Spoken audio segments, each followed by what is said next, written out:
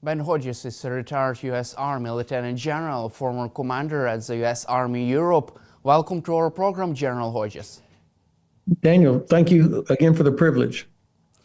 Ukraine has successfully developed its own cruise missile with a range more than 600 miles, far enough to reach Moscow, according to Ukrainian President Volodymyr Zelensky.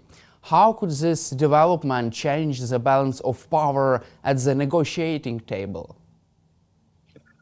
Well, I think this is a capability that enables Ukraine to strike strategic targets, whether we're talking about oil and gas infrastructure, major headquarters, logistics sites, all of the things necessary to help regain the initiative for Ukraine and to undermine Russia's advantage of mass. So I think this is a great development, and I would imagine that when it comes to negotiations, of course, the Russians will want to see a ceasefire that limits attacks against infrastructure. So this is an important development for Ukraine. Moreover, Ukraine would produce 100,000 long-range munitions this year. Can Ukraine outproduce Russia in specific military equipment? I think, yes. Remember that Russia uses a lot of things it gets from Iran, North Korea, and China. So if somehow we, the West, could limit Russia's ability to buy or import those things from the countries supporting them, then Ukraine could conceivably actually outproduce the Russian Federation, which is maybe for some difficult to believe, but of course you know that Ukraine was always the heart of the defense industry of the Soviet Union back in the old days. So the fact that you have a technological expertise in Ukraine that is better than in much of the rest of Russia, actually it should not be a surprise. Also, yes, President Donald Trump says that he is the only person in the world who is able to stop Vladimir Putin. However, Russia continued to attack Ukraine with missiles and drones after declared ceasefire deal in the air. Do you see this Russia's attack on Ukraine violation of ceasefire as Vladimir Putin's slap in the face of Donald Trump? Well, it shows that Russia clearly has no interest in actually observing a ceasefire. They never have. They actually have no interest in living or reaching a legitimate peace settlement where Ukraine is allowed to survive as a sovereign state, making decisions for itself. It also, frankly, I think shows, unfortunately, that the Kremlin has zero respect for the United States, for my president, and for this process, because they feel pretty certain that they're going to get what they want from the White House, which is why Ukraine and Europe have got to take matters into their own hands to make sure that they do not end up in a situation where Russia gets everything it's asking for. And by that, I mean Ukraine, Poland, Germany, UK, France are not obligated to accept whatever the Kremlin and the White House may come up with, because they're not a party to the actual negotiations, not in a meaningful way. The president has my president has enormous leverage over Russia should he choose to use it. He could do things that would crush Russia's oil and gas industry, make it impossible for Russia to make the money necessary to import weapons and drones from other countries. He could also open up the floodgates of aid to Ukraine, ammunition, weapons, and so on. So the president has enormous leverage over Russia, but so far he's choosing not to use it, instead having his lead negotiator, Mr. Witkoff, parrot Russian talking points. So I'm confused. I don't know how this is in America's best interest. Also, Vladimir Putin has rejected U.S. proposal on a full ceasefire in Ukraine, but has agreed to partial ceasefire in the air. Don't you think that Vladimir Putin is just giving Donald Trump just enough to declare any kind of success in negotiations, but not enough to actually end the war? Well, certainly, I have read enough reports from other observers who believe that the Kremlin is playing us, that they're doing exactly what you just described, Daniel, as a way to kind of stall by time, keep these things going, keep the president interested. At some point, though, I think President Trump, at some point, is going to realize or accept or have to face that Russia is actually not interested in doing this and that they are mocking the United States. So at some point, he will become angry enough that he will then say, okay, and then use that leverage he has. I hope that this comes soon. I hope that the Russians continue to, or that at some point the Russians will overplay their hand and then anger the president so much that he then says, because he sees that this deal that he wanted so bad is moving further and further away because Russians have no intention of actually making a deal, then the president would use the leverage he has to force Russia to actually negotiate in good faith. I just don't see that happening with Mr. Witkoff as the lead negotiator right now. And do you feel that Vladimir Putin can sustain another confrontation with U.S. President Donald Trump? Well, I mean, what do you mean a confrontation? So far, I don't see any confrontation that has been a risk or a threat to President Putin, unfortunately. That's what I'm saying. I hope that the Russians will overplay their hand enough that finally there is a confrontation, because there hasn't been a confrontation, as far as I can see, between the U.S. and Russia.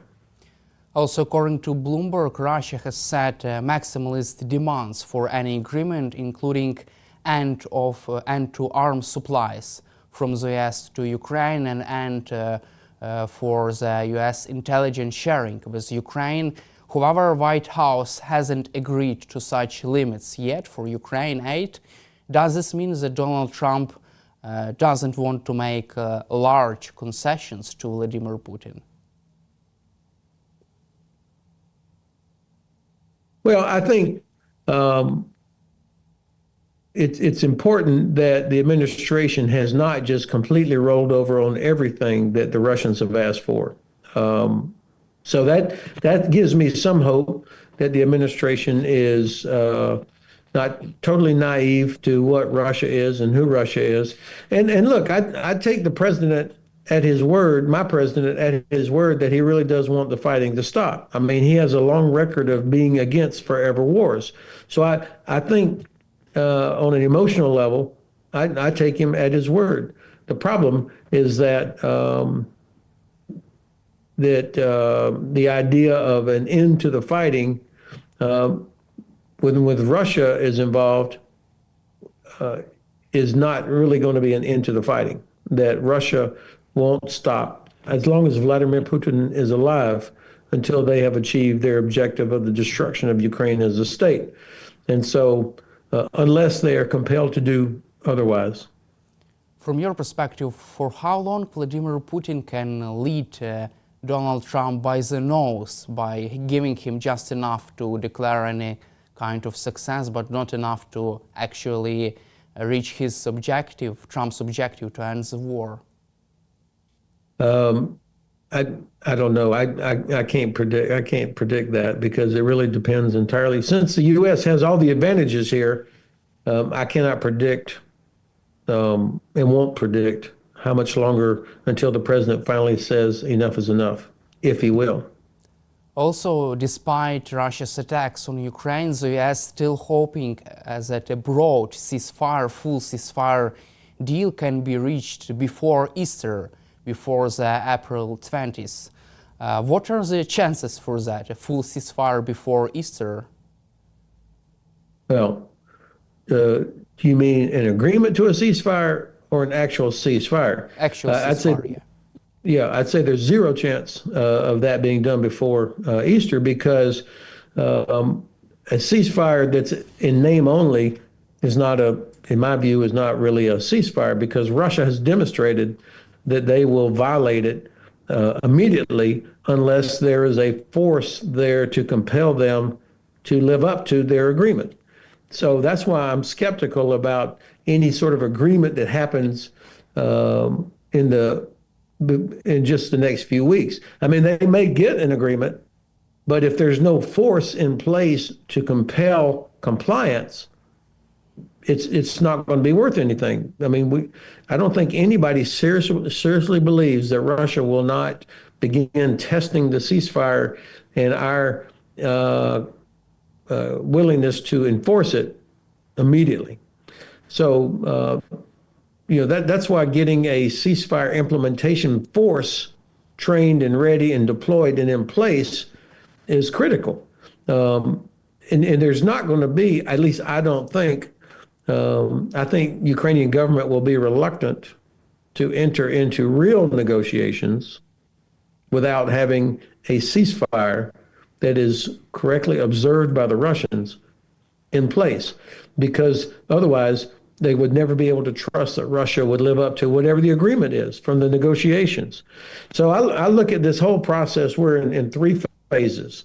The first phase is where we are now, the preparation phase. All of these talks, all of these discussions going on in Saudi Arabia, in Kyiv, in the White House, in Paris, in London, in Brussels, all of this is the preparation phase that is designed to get to a ceasefire. Now, this is not clean. It's not quite that black and white, but I'm describing this in broad stages. So this first stage or phase is the preparation phase.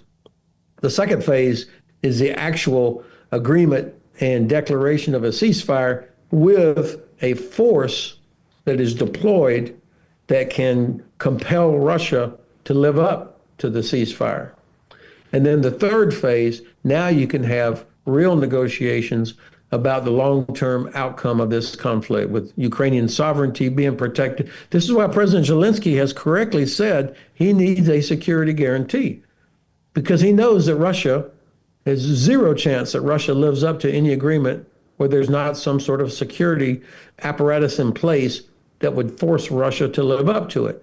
So if you send some people in white SUVs, observers with baseball caps, the Russians will dismiss them just like they did after Minsk ceasefires, no matter how brave these OSCE observers are. If you send in a UN force with blue helmets, they will be disregarded immediately. It has to be a real force that has rules of engagement that allow them to inflict consequences on Russians immediately when the Russians violate the ceasefire. This is going to take months to get that in place, unfortunately.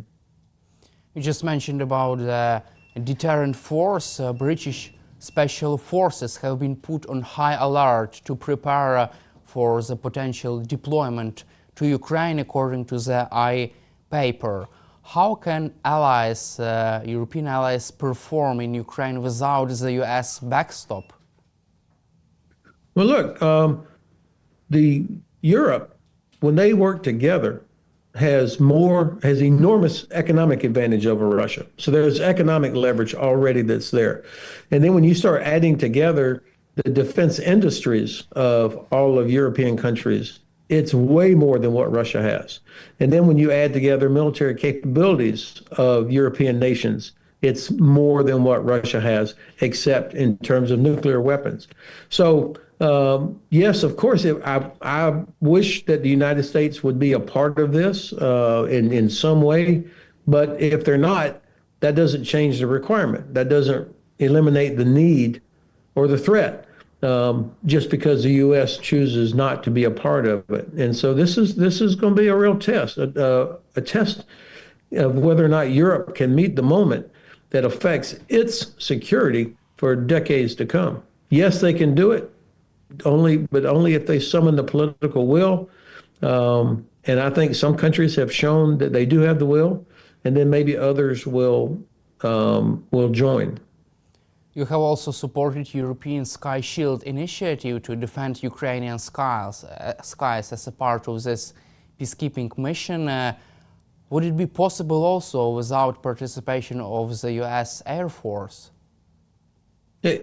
All of this is possible if you have the political will. It won't be as effective in the beginning because the U.S. has always provided not just aircraft, but also the command and control, the intelligence, the all the things necessary to conduct something like these air superiority missions.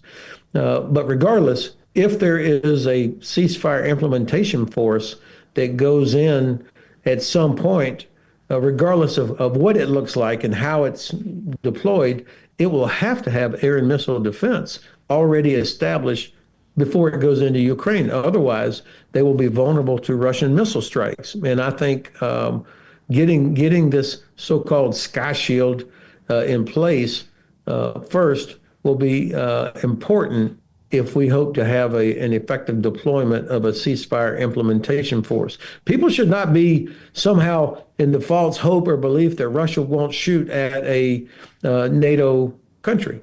Soldiers deployed into Ukraine are going to be vulnerable. And so we have to go in properly armed, properly equipped, ready to deter Russia from within Ukraine. Let's also cover breaking news from the United States. White House confirmed that a journalist had been added to an unsecure group in Signal, in which Trump's national security team discussed strikes on Yemen. How harmful is this incident for the U.S. national security? Well, it's harmful in a couple of different ways. Number one, just the fact that now our adversaries know that we have leaders at the very highest level are using their cell phones on Signal to talk about the highest level classified information. I mean, this will not be the first time they will have done that. If they felt comfortable setting up a chat group and using emojis and talking about specifics about an operation that was about to happen, then obviously they've been doing it before, which means they do not have an appreciation or respect for the cumbersome procedures you're supposed to use when you're discussing highly classified information like this. So that right there tells foreign intelligence services that there's potentially opportunity where they could find a lot more information. Signal is very good, but it is not a perfect secure. Otherwise, if it was perfect, we'd all be using it all the time for classified information. The second thing is that it revealed a disdain for Europe. Now, that's not a surprise to most Europeans, but the fact that they would be making decisions and talking about Europeans, our allies, in such a way shows a gross lack of respect and also a lack of appreciation for what our allies do and provide to the United States: aerial refueling, bases, intelligence sharing, and so on. So this is dangerous for us because now allies, I think, are going to be even more reluctant to share information and share intelligence with us. They won't advertise it. They won't say, hey, U.S., sorry, we're no longer going to share with you, but they will stop sharing things. They'll begin to withhold because they'll be so concerned at this lack of discipline and unprofessional conduct at the top level. This is not good. And then the third thing, I worry, there has to have been a senior officer somewhere in, even if they weren't on this chat group, if there are senior officers that are aware of these kinds of things going on, they have a duty to call it out, to say, Mr. Secretary, you cannot do this. This is, number one, it's illegal. Number two, it's a violation of all of our normal security protocols. And number three, it puts our airmen at risk. People who would be conducting the missions, it puts them at risk. And so I hope that senior officers have been pushing back on this. Otherwise, they become a part of it. people have to make their own decisions, but in normal times, a lot of people would be getting fired after this incident. There would be huge investigations. The Congress is going to have to do, congressional oversight committees should be calling for hearings, and people should be resigning. I mean, probably first of all, the National Security Advisor, um, and several others. If this was normal times, people would be resigning. Instead, what we see is the president saying, I didn't know anything about this. The Secretary of Defense immediately blaming the Mr. Goldberg from the Atlantic as being, going after his credibility, even after his own department had acknowledged, or after the administration had acknowledged that this conversation did in fact happen. So I've always believed that the first principle of leadership is accepting responsibility, and I'm not seeing that right now. And do you also expect European allies to be more reluctant to buy American Yes. weaponry after this incident and after statements from the US leadership? Yeah, I think, countries make big decisions based on confidence in who they're dealing with. And I think most of our allies, unfortunately, were already beginning to be worried, and this will only add to their concern. Now, what I hope is that the administration will take appropriate action to regain the confidence of allies and partners, as well as customers. I mean, for our own economic interests, this is the duty of the administration to regain confidence, not to go after journalists and blame them.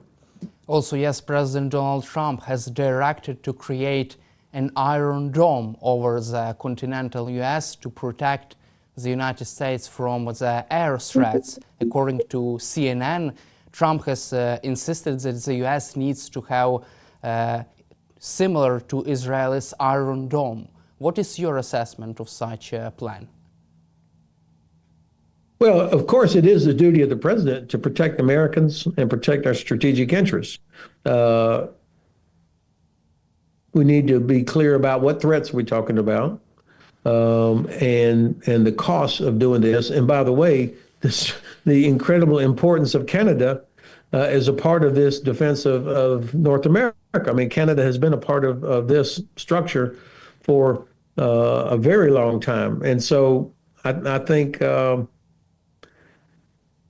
the effect is needed, but the capability to do that is not going to be thousands of Iron Dome missile systems. It's going to be a combination of things of air, land-based systems, and of course, a lot of this has to happen forward in Europe and in other places. So we need access that we get from our allies. And so you can't say you want to have an Iron Dome and then go around smashing relationships with our allies. Also, President Trump announced the decision to move forward with the next generation fighter jet titled F-47. Is the price of the project worth it? I think this is what will always be a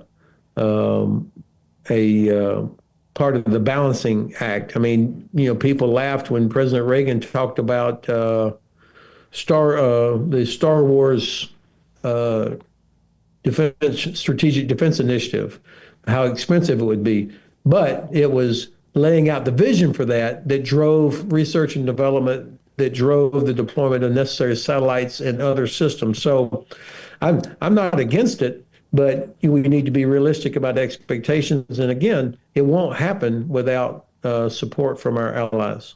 And let's cover our final topic. Israel is making plans for potential major ground offensive into Gaza Strip after recent airstrikes on Gaza and Lebanon. Could this lead to the end of ceasefire deal?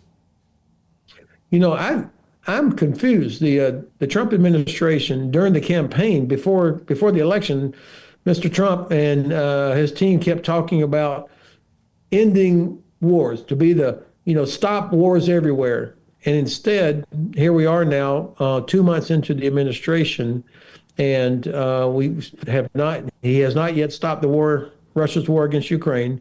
He's ramping up aggression against the Houthis, and now Israel is violating ceasefire agreements and changing the dynamics there, uh, which raises, I think, the risk of a conflict with Iran.